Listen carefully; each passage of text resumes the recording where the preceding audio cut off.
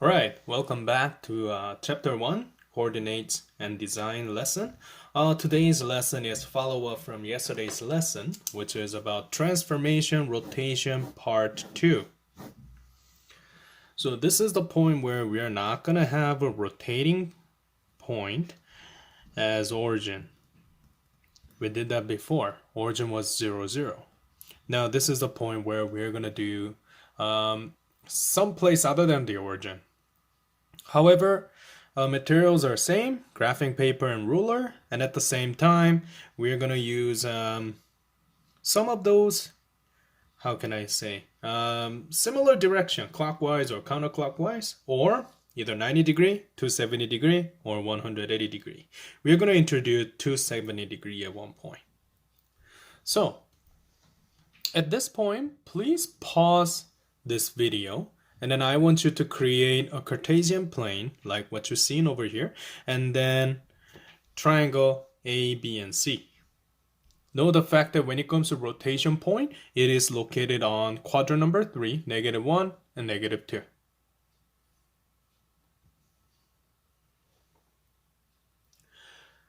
Now, here's my class example. I want you to rotate 270 degree counterclockwise. About coordinate location -1 and -2, which is what you see over here. Now, when the question is asking about counterclockwise direction of rotation, that's basically, and 270 degree, that means 3/4 type, 3/4, you're basically turning 1, 2, and 3. However, when it comes to this time, you can modify this 270 degree counterclockwise into rather 90 degree clockwise about the point -1 and -2.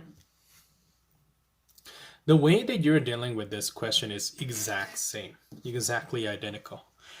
So using your ruler, you have to locate my point. There you go. The video should be focused now. You have to locate your position of coordinate A as a corner of your diagram, and then have to locate your center of rotation, which is not located at the origin, but at -1 and -2. And instead of doing 270 degree once, twice, and 3 times like that, you can just do once, which is located over here. That's my location number 1 for A. Basically, you're going to do the same thing using my point B over here, 90 degree clockwise. Just there you go.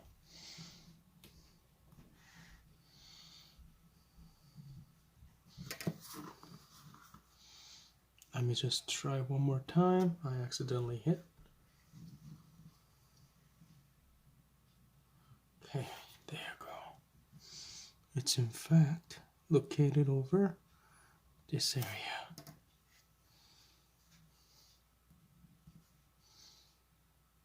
And C, doing the same thing.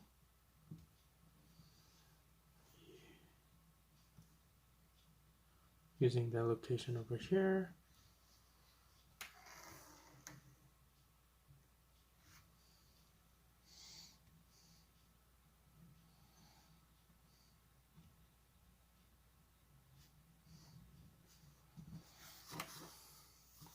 Let me just double check the whole thing. A is moved to over here. B, which is -2 and 1, converting into the right side. There you go. That's my B location. Sorry. Not this one. And C, which is located over here. There you go. So in fact, you're gonna have A and C direction is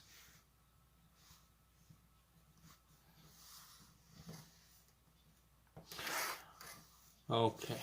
Now I see. A point is located over here. You may need to double check the whole thing. Sorry, I have a very poor vision. So let me triple check now. A located for this side, entire 90 degree, good. C and all.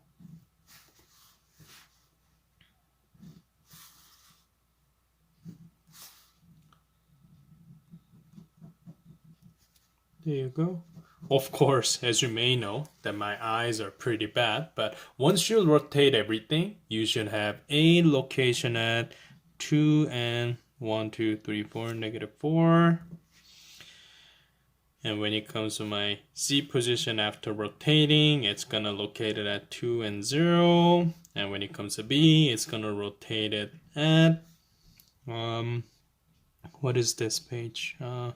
Negative 1, 2, 3, 4, 5. Sorry, positive 5 and negative 1, 2, negative 2 location over here. Basically, you may notice that size didn't change. So I'm gonna put that over here. No size change. And at the same time, you're gonna locate everything, how can I say, with the similar measurement. So what I mean by that is there's 1, 2, 3, 4 grid apart from A and C, and 1, 2, 3, 4, that's how much I'm distant apart.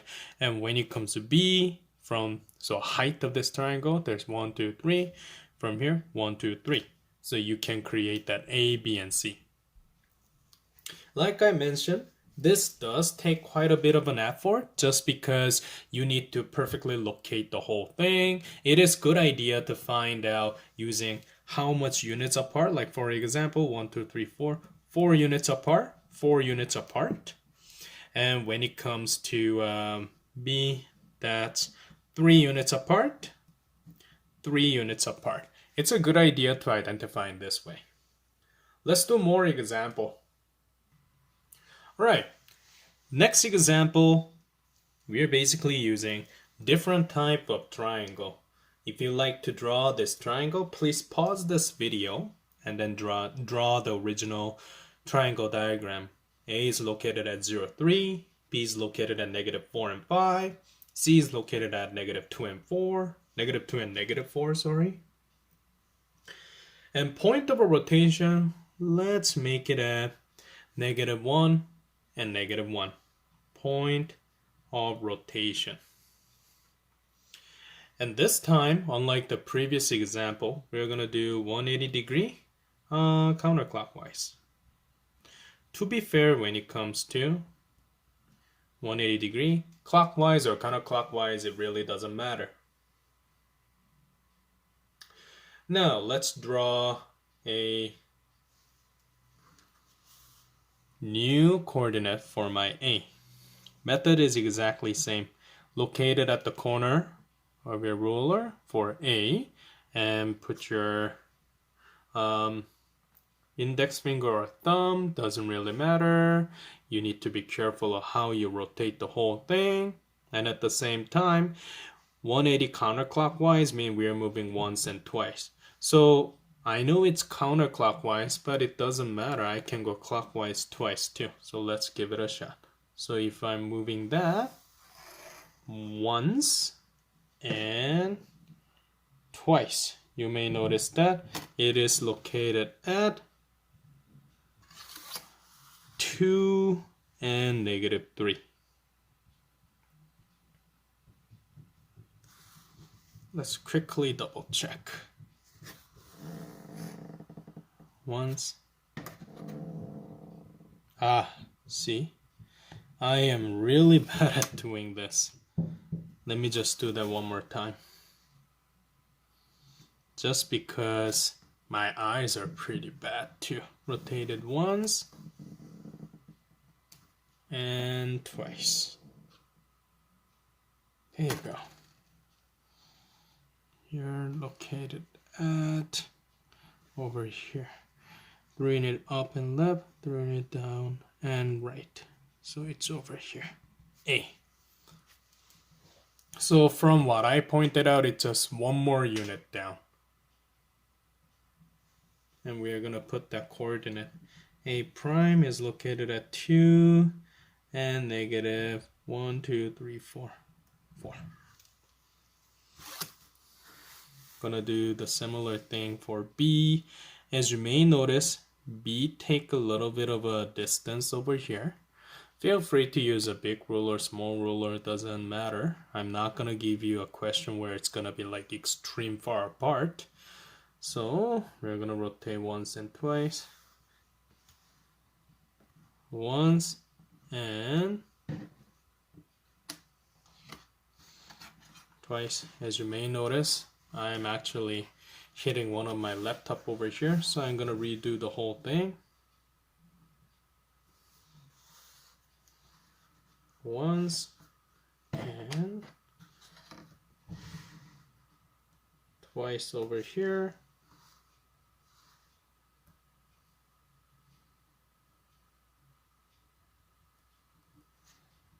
So B, once I draw the whole thing, sorry about my limited space, it should be located at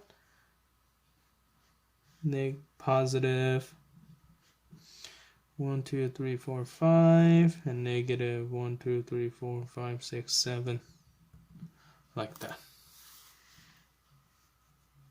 If you have a tracing paper, that work a little better, to be honest. I right now don't have a tracing paper. I believe that's what the textbook asks you to use. It will go a little bit behind the screen, but if you don't mind, I'm gonna do my rotation based on that. There you go.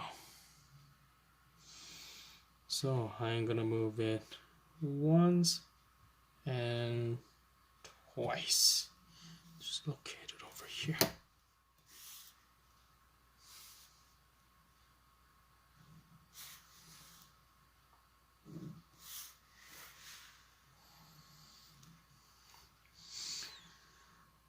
One, two, three, four, five, six. 1, 2, 3, 4, 5, 6. So it should be located over here.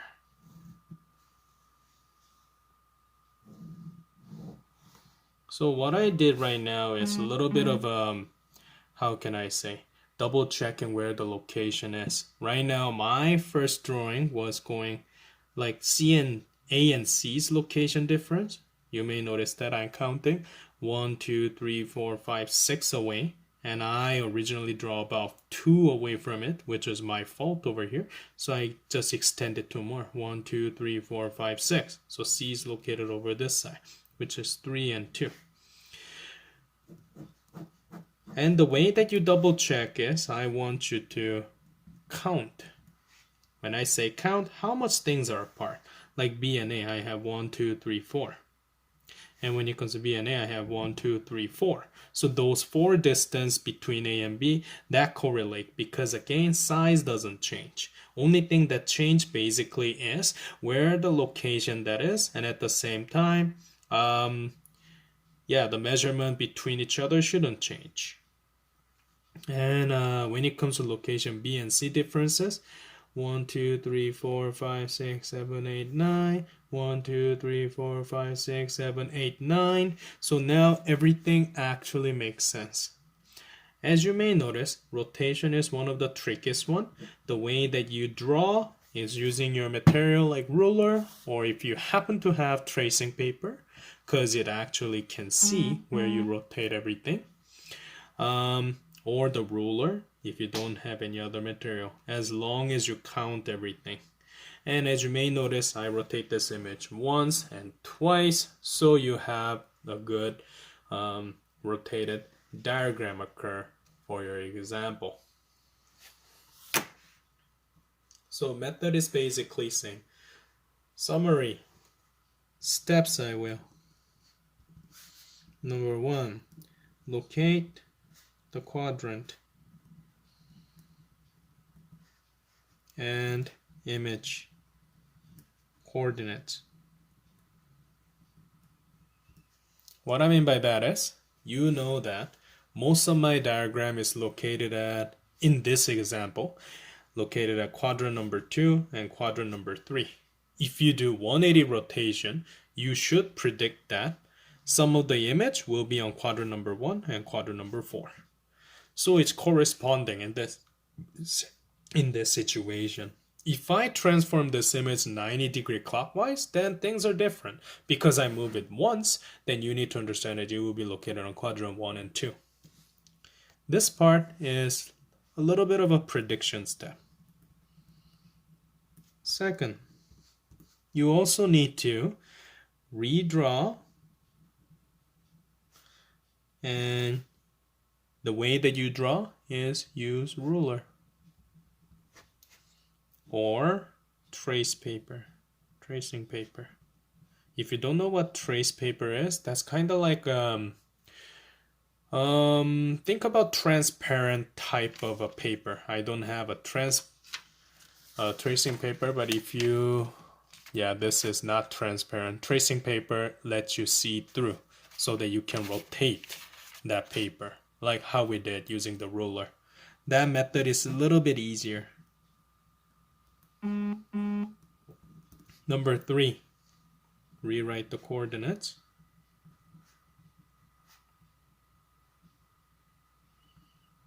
And double check your prediction.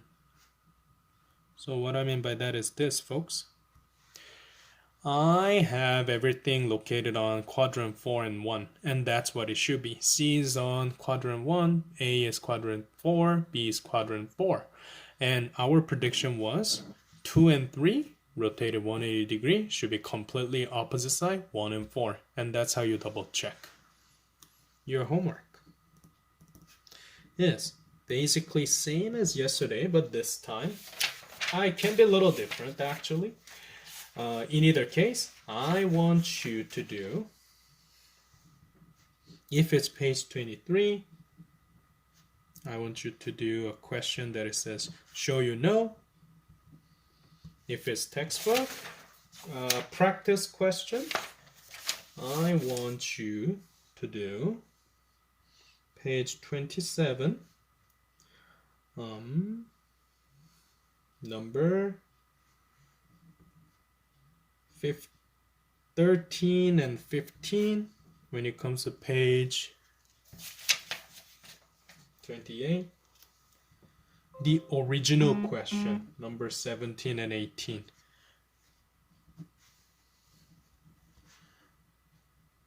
Not around the origin.